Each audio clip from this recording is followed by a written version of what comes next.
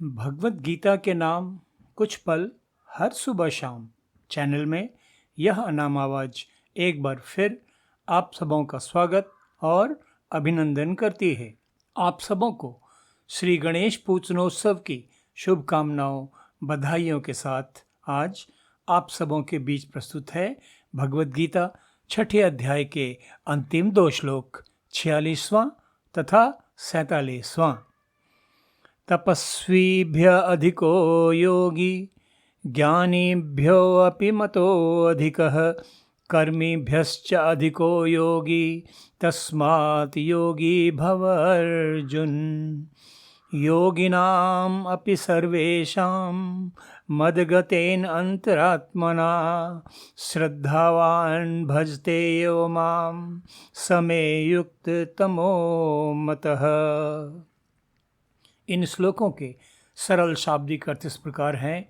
योगी तपस्वियों से श्रेष्ठ है, उसे शास्त्र ज्ञानियों से भी श्रेष्ठ माना गया है, और सकाम कर्म करने वालों से भी योगी श्रेष्ठ है। इसलिए हे अर्जुन, तू योगी बन, और समस्त योगियों में भी जो परम श्रद्धावान योगी मुझ में ही लगी हुई अंतरात्मा से मुझको निरंतर भजता रहता है, वह योगी मुझे परम श्रेष्ठ मान्य है।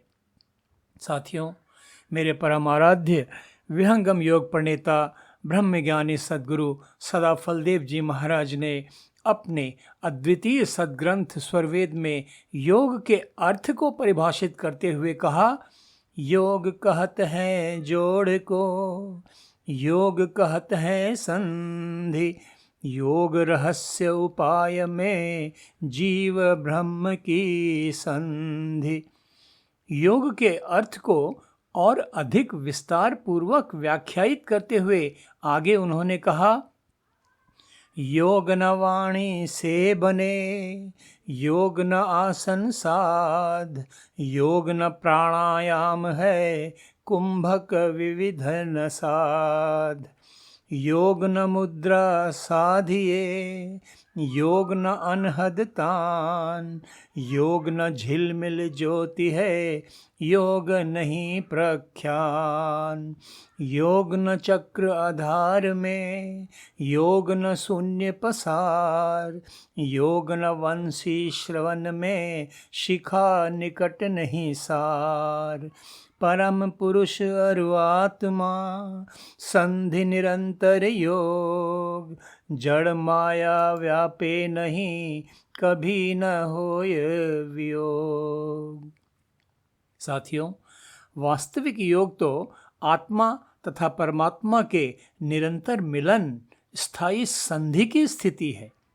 योग समाधि की इस उच्चतम स्थिति को प्राप्त करने के लिए साधक गण अनेक प्रकार के उपाय करते हैं, जैसे कर्म योग, ज्ञान योग, ध्यान योग, हठ योग, मंत्र योग, राजयोग इत्यादि अनेकों प्रकार के योग।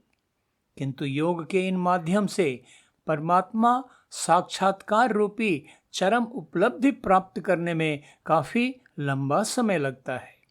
आज प्रस्तुत 2 श्लोकों में योगेश्वर श्री कृष्ण अपने प्रिय शिष्य अर्जुन को समझा रहे हैं कि सभी योगों में सर्वश्रेष्ठ है भक्ति योग, क्योंकि इसी माध्यम से सच्चिदानंद परमात्मा को प्राप्त करना सबसे अधिक सरल है, और सच्चे भक्त ही ब्रह्मावतार श्री कृष्ण को सर्वाधिक प्रिय होते हैं।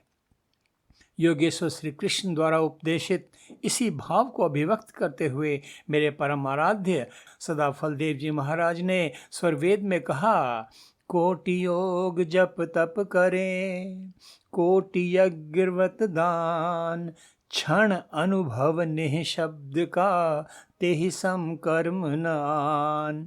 और उन्होंने कहा, कोटि वर्ष जप तप करे, कोटि यज्ञ व्रत दान, चिंतन शब्द एक पल करे, तुले न ताहि समान।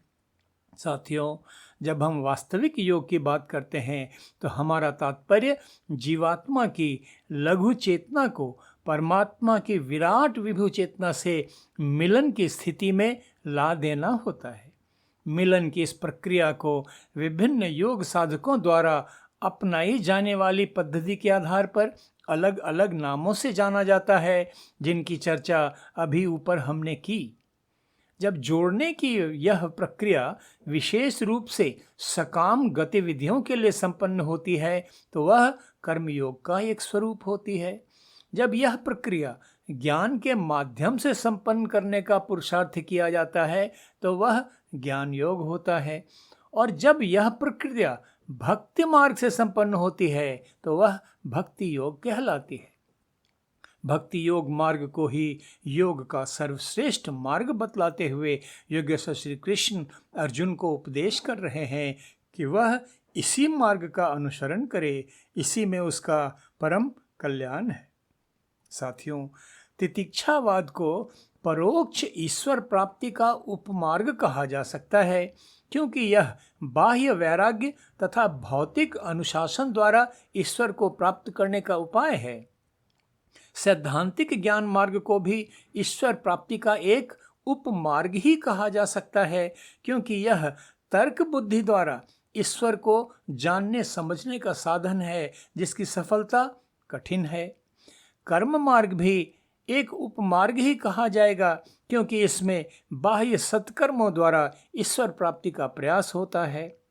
योगेश्वर श्री कृष्ण योग को ईश्वर प्राप्ति का राजमार्ग बतलाते हैं तथा योग साधक को अन्य पथों के अनुयायियों की तुलना में सर्वश्रेष्ठ घोषित करते हैं। साथियों, छठे अध्याय के अंतिम श्लोक में योगेश्वर श्री कृष्ण अर्जुन को कहते हैं कि योगिनाम अपि सर्वेषाम मद्गतेन अंतरात्मना श्रद्धावान भजते यो माम समे युक्त तमः मतः।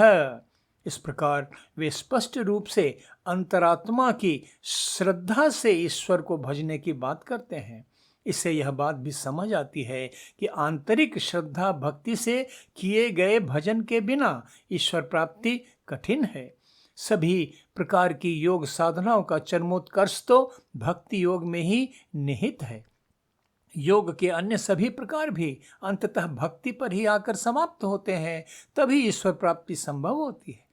भक्ति का अर्थ है सांसारिक इच्छाओं कामनाओं से मुक्त ईश्वर सेवा, जिसमें केवल ईश्वर सानिध्य प्राप्ति का ही भाव निहित रहता है, अन्य कुछ नहीं।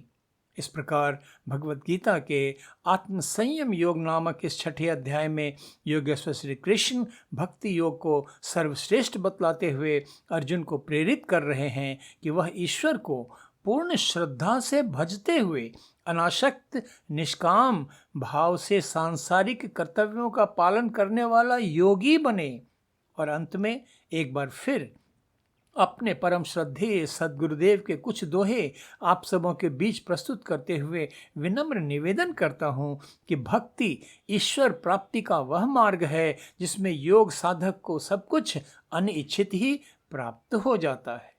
तो सद्गुरुदेव ने कहा, भक्ति तदंतर प्रेम है, बाहर से क्या काम, रोम रोम भी ना रहे निश दिन आठों याम।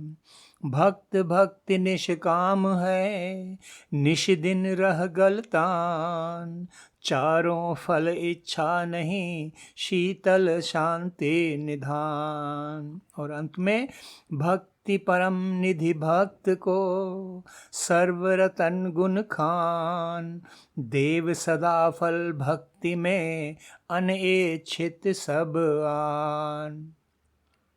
आज का एपिसोड अब यहीं समाप्त करते हैं। भगवत गीता 7वें अध्याय के पहले श्लोक के साथ शीघ्र ही फिर आप सबों के बीच उपस्थित होऊंगा। तब तक आप सबों की सुख शांति समृद्धि तथा उत्तम स्वास्थ्य के लिए अशेष मंगल कामनाओं के साथ धन्यवाद। नमस्कार।